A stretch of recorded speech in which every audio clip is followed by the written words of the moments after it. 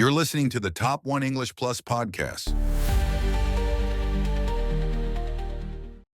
Welcome to Top One English Plus, the podcast where we explore global trends to elevate your English fluency. I'm your host, and today we're taking an advanced look at Smart Travel 2026, navigating the world's first cashless super app economy. It's great to be here, and honestly, this topic it's really something else. For anyone who's into travel or technology, what we're about to discuss is going to feel a bit like stepping into the future. I was thinking the same thing. We're not just looking at a travel guide today, are we? No, not at all. This is more of a case study. It's an analysis of what a total digital transformation actually looks like on the ground. Absolutely. And just before we dive into the nuts and bolts of all this, it's probably a good moment to remind our listeners what we're all about here. Of course. Top One English Plus isn't just about, textbook grammar and vocabulary lists. Right. The goal is to give you the sophisticated language and the cultural context you need to really discuss the modern world. We want you to be able to hold your own in a conversation about, say, the digital economy or modern infrastructure or the future of global tourism. Precisely. And that's why we're looking at China in 2026. It's not just a place to visit on a map. It's a living, breathing laboratory for what a mobile-first society actually looks and feels like. It's such a fascinating concept. When I was going through the source material, I had to stop and just try to visualize it. It takes a minute to really sink in. It does. I mean, we're talking about an entire ecosystem where physical cash is basically a museum artifact. Pretty much. Where your face can be your train ticket, where language barriers just crumble in real time because of AI. It sounds incredibly convenient, but I have to be honest. Go on. As someone who still, likes the security of a paper ticket tucked away in my pocket, it also sounds a little terrifying. Terrifying is a strong word. Or perhaps just really different. Okay, fair. Maybe mix of both. I'm just imagining landing in a country. I don't speak the language. I don't have a physical wallet. And my entire ability to eat, sleep, and get around depends on my smartphone battery not dying. That feels like a very high-stakes environment. It certainly does if you're coming at it with, say, a 2015 mindset.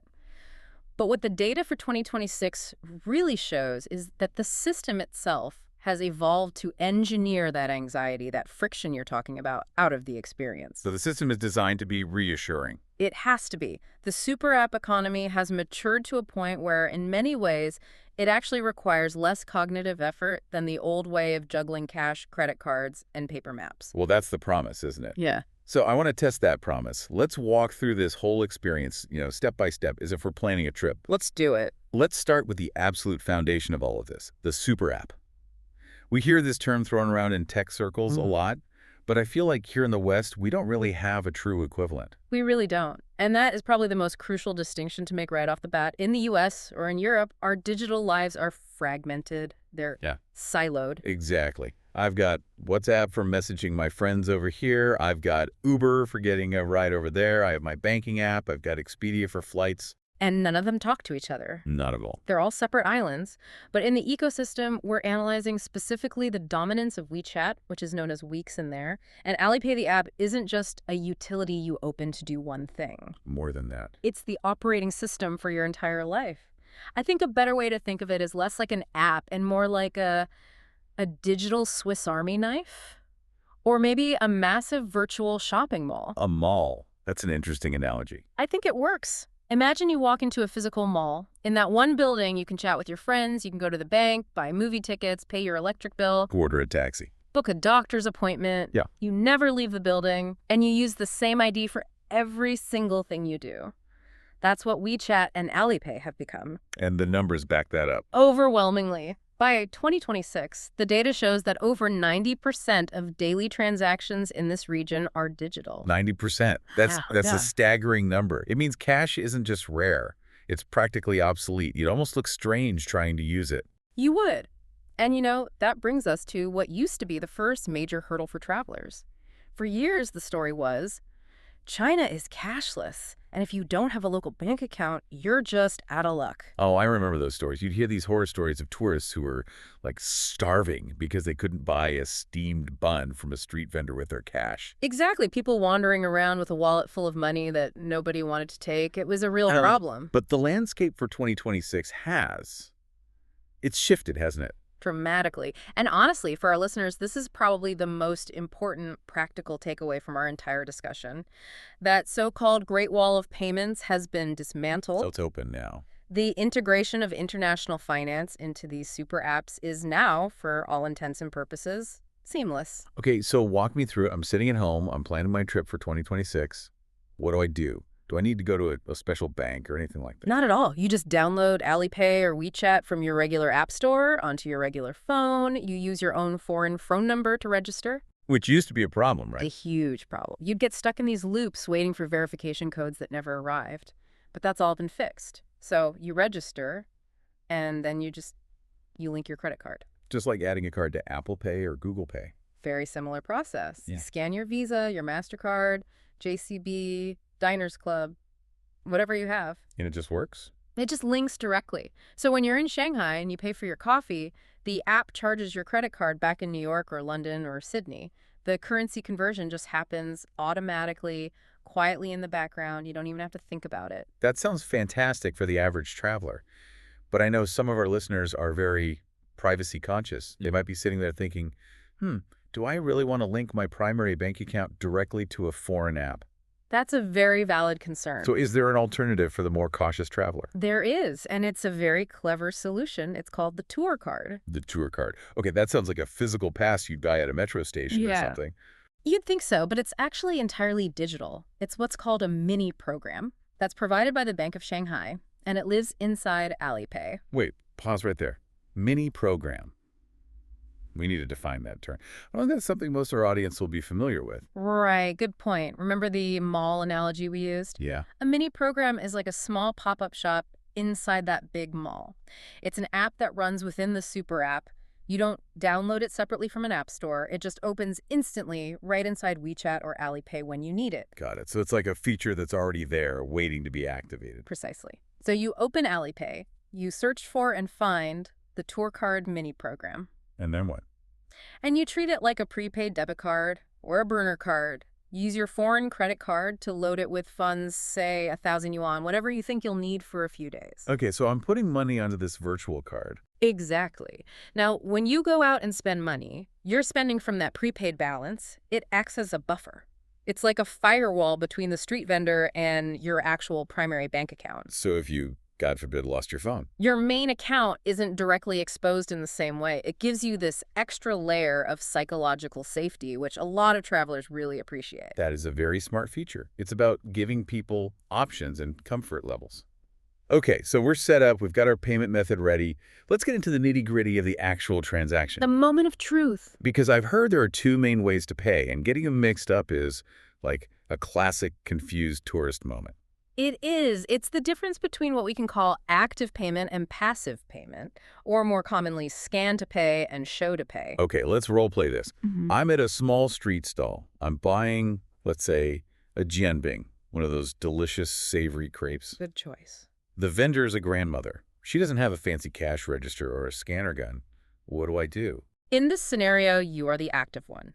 She will have a QR code. It'll be printed on a piece of laminated paper, probably just stuck to the side of her cart. Okay. You open your app, you tap the scan button, and you point your phone's camera at her code. So I'm the one initiating doing the work. Correct. You scan her code, then, and this is the important part, your phone will prompt you to type in the amount. She'll tell you 10 yuan. You type 10, you hit confirm, and then you usually just show her the green success screen on your phone. And she just nods and gives me my food. She nods, and you get your delicious pancake. It's simple. Simple enough. Okay, now let's change the scene. I'm at a 7-Eleven or a big supermarket. There's a long line of people behind me. Everyone's in a hurry. I'm holding my phone up, trying to scan something on the register. And that is where you would be wrong. And you'd be holding up the line. Right. If you try to scan their register, nothing will happen. In a big modern store like that, your role is passive. You open your app, but this time you tap payment code. And what does that do?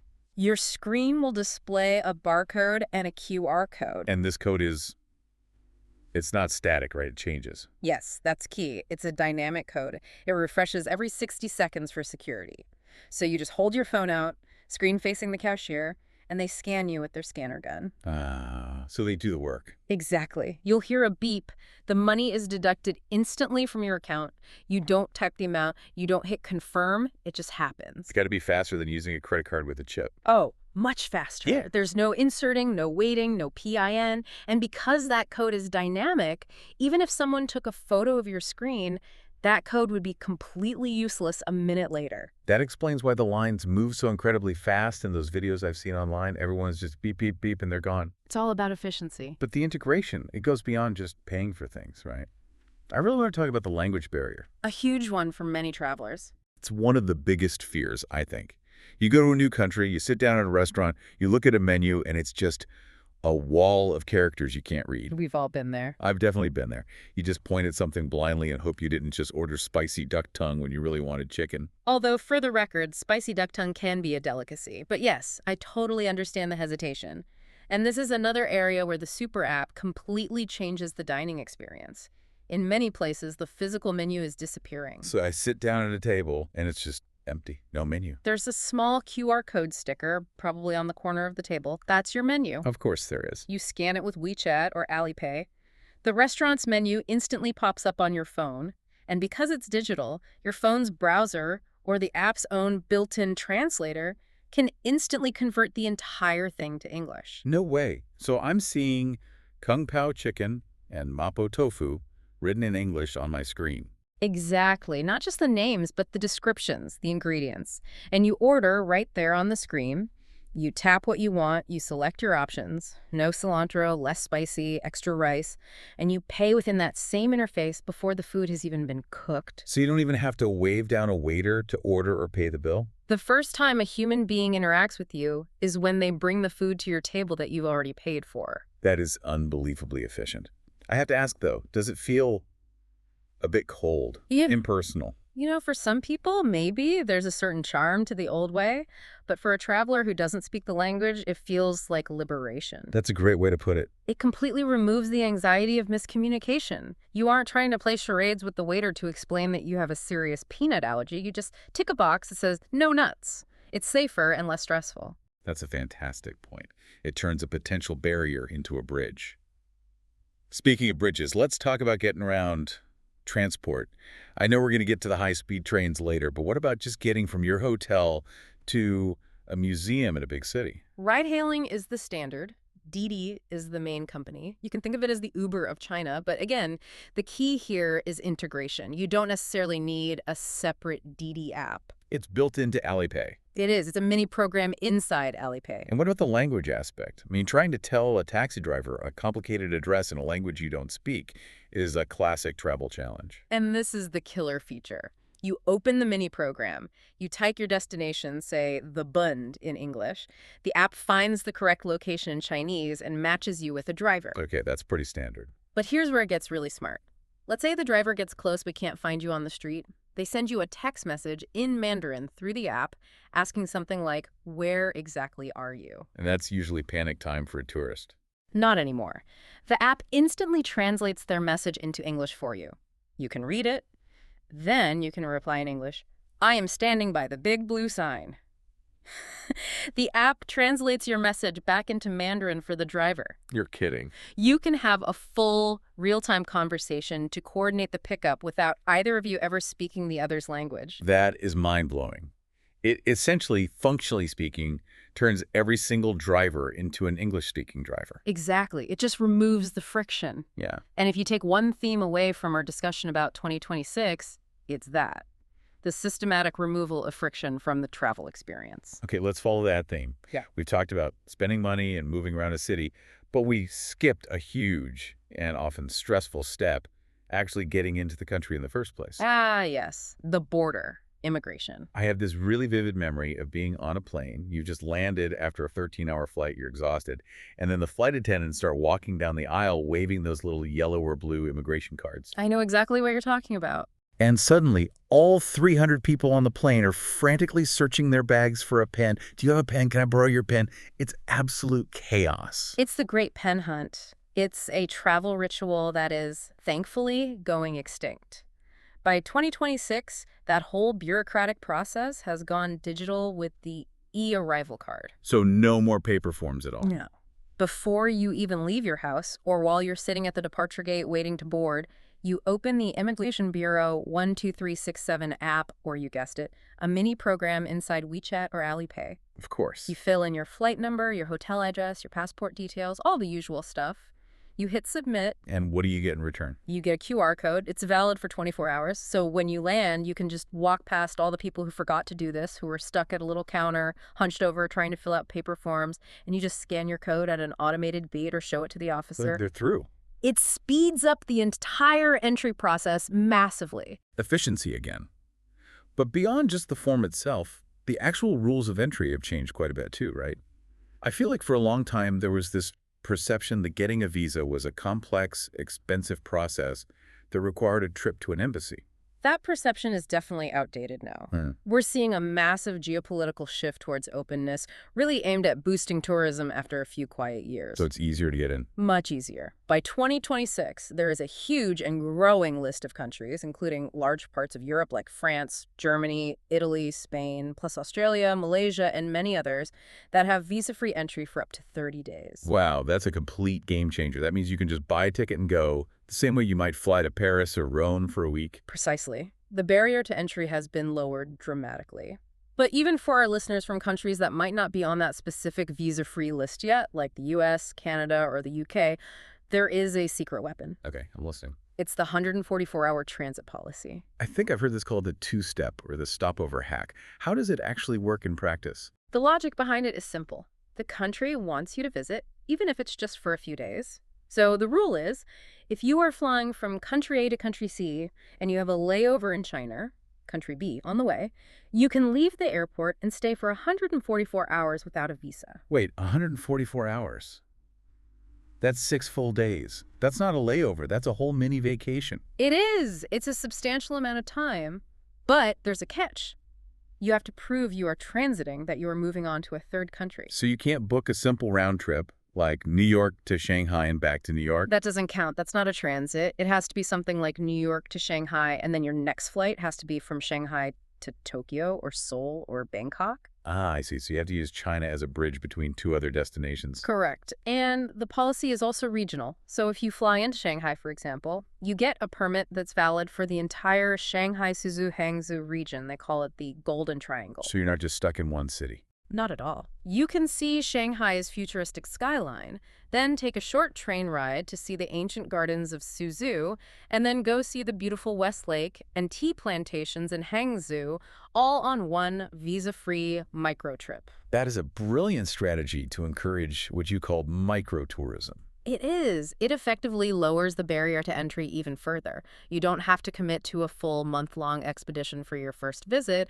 You can just take a taster trip on your way somewhere else. And I imagine that taster trip often convinces people to come back later for the full course. That's the idea. So we've landed, we've got our digital wallet working, we've breezed through immigration. Now we need to explore this vast country.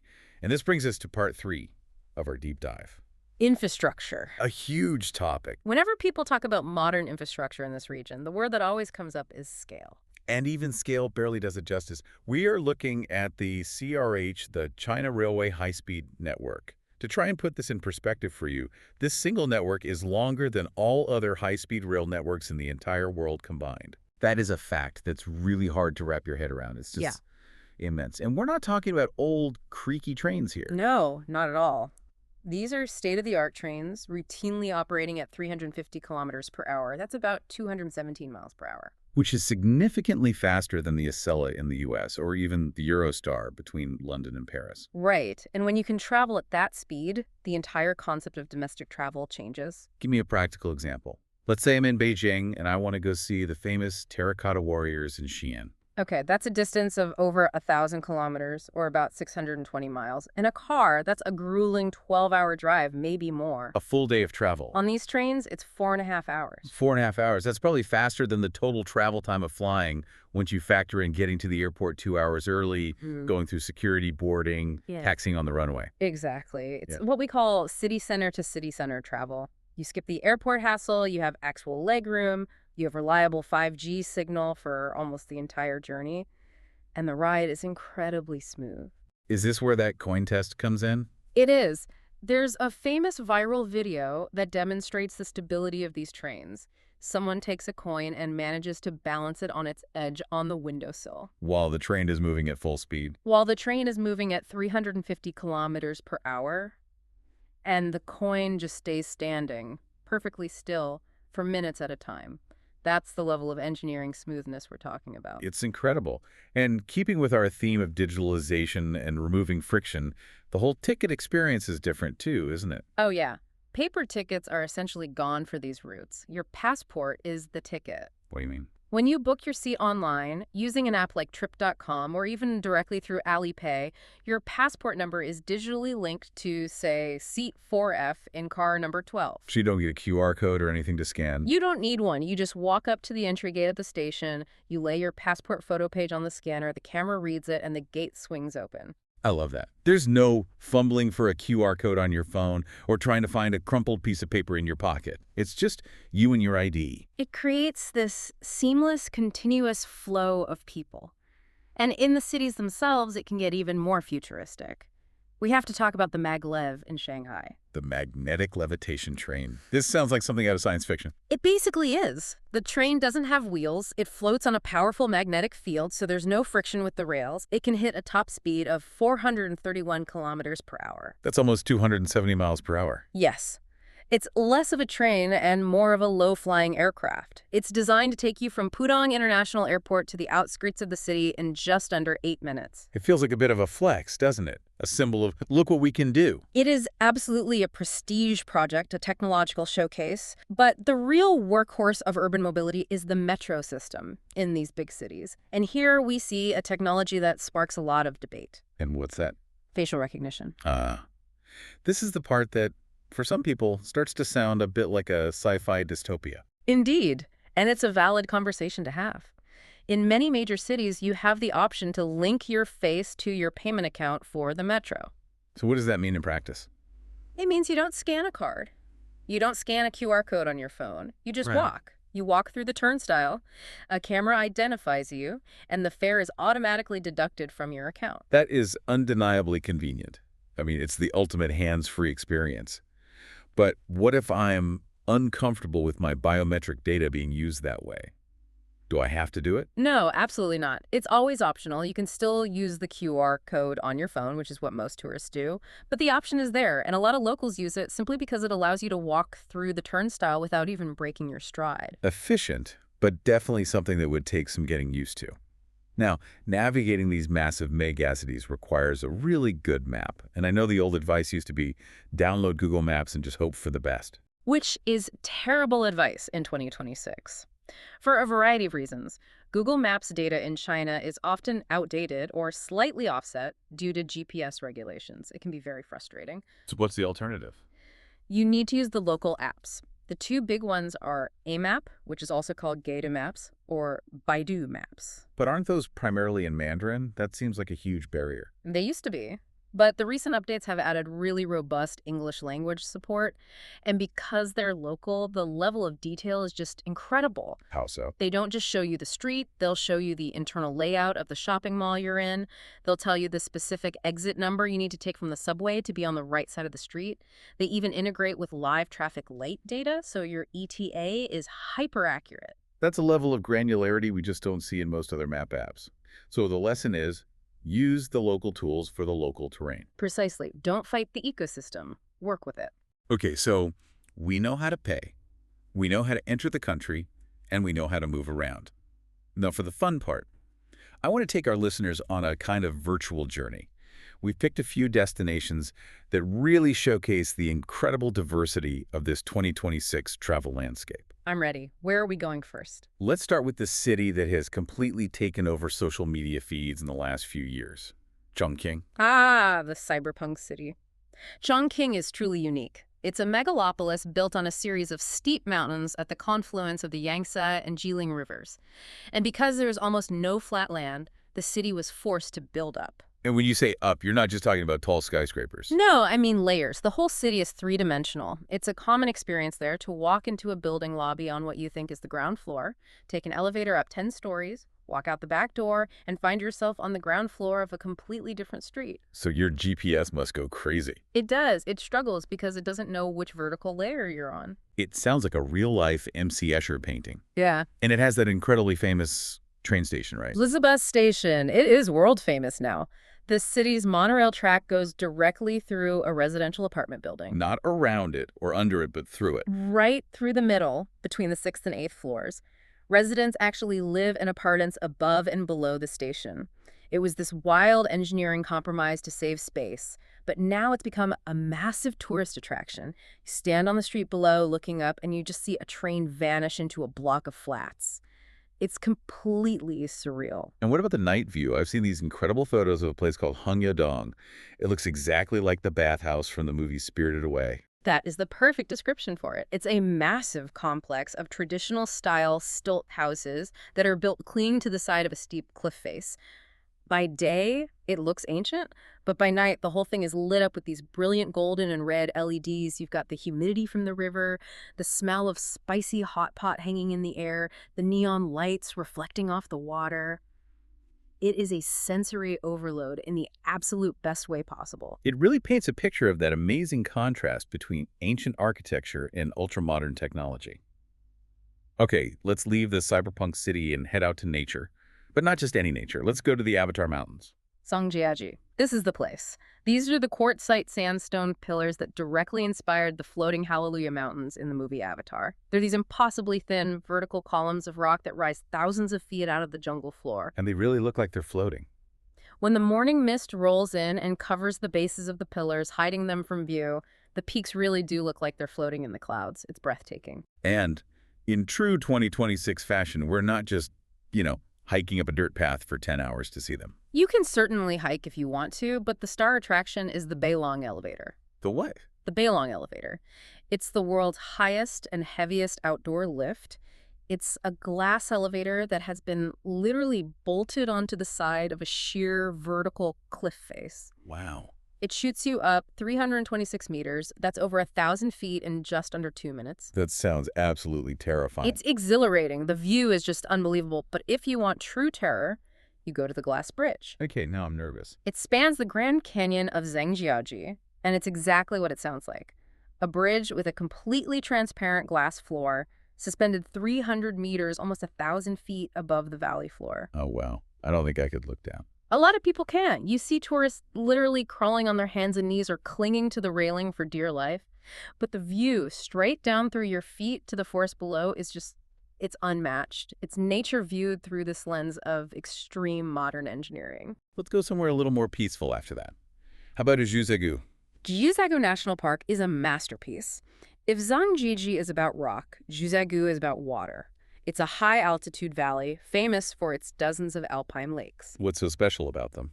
The water is incredibly clear, almost crystal. You can see ancient trees that fell into the lakes decades or even centuries ago, preserved perfectly at the bottom.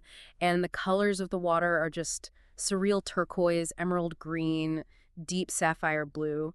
The color changes depending on the mineral content and the angle of the sunlight. It sounds like a painting. It looks like one. And here, the modern infrastructure isn't about elevators, it's about accessibility. The park is huge, shaped like the letter Y, but they have this incredibly efficient eco-bus system. You hop on a bus, it takes you to the primeval forest at the top, you hike down to the stunning five-flower lake, hop on another bus to the massive Norilang waterfall. So you don't have to be an expert hiker to see it all. Not at all. It makes this vast, deep wilderness accessible to everyone, from grandmothers to toddlers. It's a democratization of natural beauty. I love that idea. Okay, for our last stop, let's loop back to the coast. Let's go to Shanghai. Everyone knows the Bund, that famous waterfront where you look across the river at the futuristic Pudong skyline. But you have a pro tip for us, right? I do. The main Bund is iconic, but it is also a sea of people. It is crowded, it's noisy, and you're constantly fighting for a good spot to take a photo. My advice is, go north. Go to the North Bund. The North Bund. Is it far from the main area? Just a short taxi ride away or a nice walk along the river. It's an area that has been recently redeveloped, and it offers the exact same view. In fact, I'd say it's a wider, more panoramic view of the Pudong skyline with the Shanghai Tower and the Oriental Pearl. But without the crowds. Exactly. Yeah. It's quiet, it has beautiful parks, running tracks, and far fewer tourists. It honestly feels like you found a private viewing deck for one of the world's most famous skylines. That is a golden pro tip. Escaping the crowds on any trip is always a huge win. Okay, we're coming into the final stretch of our deep dive, but we have to address the absolute lifeline of this entire travel experience. We do. Connectivity. Yes, because if your phone dies or if you can't get a signal, you are completely stranded. You can't pay, you can't navigate, you can't communicate. Connectivity is the oxygen of this entire travel ecosystem. So let's talk about SIM cards. In the old days, I'd have to find a mobile phone kiosk at the airport and try to communicate with a salesperson to swap out my tiny physical SIM card with a little pin. That whole process is the old way. In 2026, eSIMs are the standard. The embedded digital SIM cards. Right. You can buy a data plan from an app like Trip.com or a provider like Airlo before you even pack your bags. They email you a QR code, you scan it, and it installs a digital SIM profile on your phone. When you land, you just go into your settings and toggle it on. That sounds incredibly easy. But what about the elephant in the room? The firewall. We have to be realistic about this. Travelers want to access Instagram, Google, Gmail, WhatsApp. Yes, the Great Firewall is a reality, and it does block those apps on local Chinese networks. However, there's a really important nuance here. Okay. Most of the roaming eSIMs that are targeted at tourists actually route your internet traffic through a third country, like Singapore or Hong Kong, before it connects to the global internet. What does that mean in practice? It means they often bypass the firewall automatically. Your phone thinks it's in Hong Kong, so all your apps just work like they do at home. Oh, that's incredibly handy. So if I buy a good roaming eSIM, I might not even notice the blocks. For the most part, correct.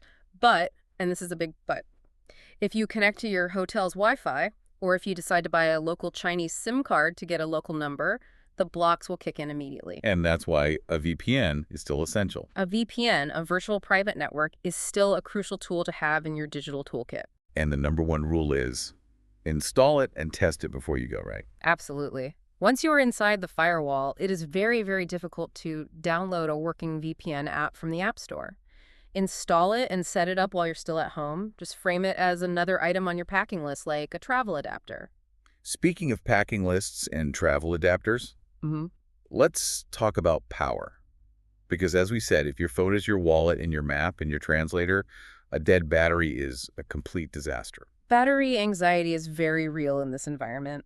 But the solution, thankfully, is ubiquitous. Shared power banks are everywhere. Everywhere. Like, really everywhere. I mean everywhere. In restaurants, in convenience stores, in subway stations, in shopping malls, you'll see these cabinets full of little batteries. You scan a QR code on the machine, a fully charged battery pops out. And you just take it. You take it, you charge your phone while you're walking around or having dinner.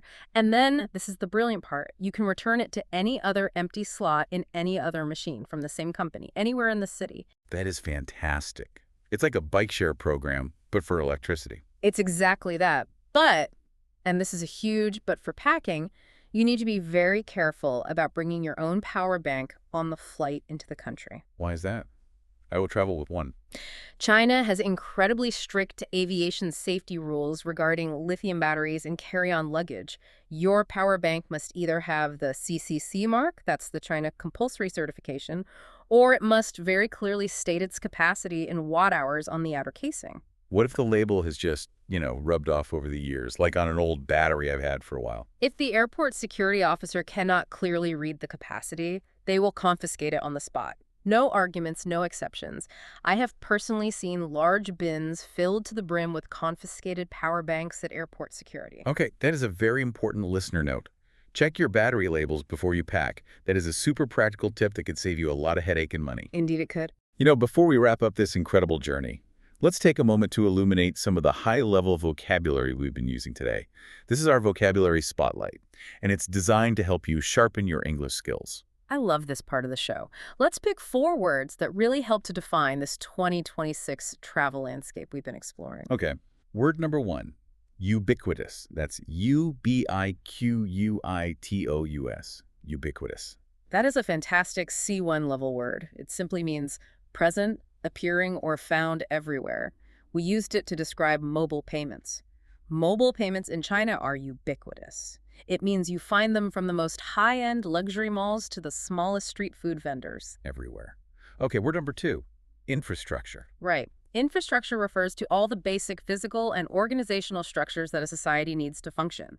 Think buildings, roads, power supplies, railways. We said China's high-speed rail infrastructure allows travelers to cover vast distances with incredible speed and comfort. It's kind of like the skeleton of the country. A perfect analogy. Word number 3, integration. Integration. This is the action or process of combining different things so that they become a single, unified whole. We talked about the seamless integration of ride-hailing services into the Alipay app. It means the two things work together as one single unit, which removes friction for the user. And finally, our 4th word, immersion. Immersion. It means deep mental involvement in something. In language learning, we talk about immersion schools where you're surrounded by the language. In travel, it means diving deep into the culture and the surroundings. Traveling through the diverse landscapes of Sichuan offers a deep immersion into both nature and local Tibetan culture. You aren't just watching it from the outside, you are inside it. Ubiquitous, infrastructure, integration, immersion. 4 powerful words to help you upgrade your lexicon. Definitely try and use them in your next meeting or English conversation. So as we reach the end of our deep dive, let's try and summarize. What's the main takeaway here? We've looked at super apps, high-speed trains, digital borders, cyberpunk cities.